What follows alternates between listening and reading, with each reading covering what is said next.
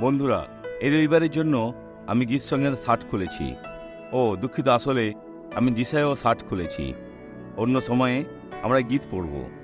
ইয়া যেমন বলে, উঠো। আপনি শুয়ে থাকতে পারেন না, আপনাকে উঠতে হবে। আপনি শুয়ে থাকতে পারেন না, আপনাকে উঠতে হবে। উঠো, দীপ্তিমতী হও। বন্ধুরা, আপনাদের দীপ্তিমতী হতে হবে, কেননা তোমার দীপ্তি উপস্থিত। এটা উপস্থিত, আর সদা প্রভুর প্রতাপ তোমার উপরে উদিত হইল। আমার বন্ধু, আপনার ভবিষ্যৎ খুব সুন্দর হবে। ঈশ্বর যেটা এখন বললেন তাতে আমেন বলুন। দৌড়ে ফিরুন। যারা দূরে আছেন, এখানে আপনি দিয়াবলের হাতে কি করছেন?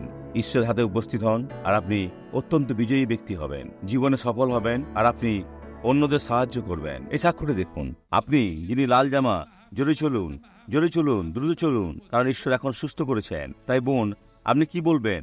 ইয়া কি ভালো? খুব ভালো। এই তো চলছেন। ঈশ্বরের গৌরব। আরো 3 বার ঘুরুন, আর আপনি আরো ভালো বোধ করবেন। আমেন। কিন্তু নেতিবাচক চিন্তা রাখবেন না, আর বলুন, আমি পারি। ভালো আছেন? হ্যাঁ, আমার পায়ে আর ফোলা নেই। আপনার পায়ে আর ফোলা নেই? যিশুর নামে। আপনি সুস্থ হয়েছেন?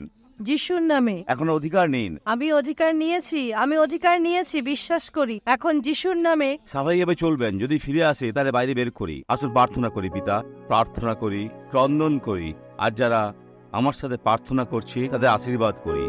অসুস্থতার আত্মাকে বলি, এই মহিলাকে ছেড়ে দাও, চলে যাও খ্রিস্ট যিশুর নামে। আর নিজের হাত তুলে ঈশ্বরকে বলুন, ধন্যবাদ, আমি বিশ্বাস করি ঈশ্বর আপনার দিকে রয়েছে, আর তিনি আপনাকে বলছেন, ভয় করিও না, কারণ আমি তোমার সঙ্গে সঙ্গে আছি। ব্যাকুল হইও না, কারণ আমি তোমার ঈশ্বর। আমি তোমাকে পরাক্রম দেবো, আমি তোমাকে সাহায্য করিব। আমি আপন ধর্মশীলতা দক্ষিণ হস্তে তোমাকে ধরিয়া রাখিব। আর প্রভুতে আনন্দ করুন।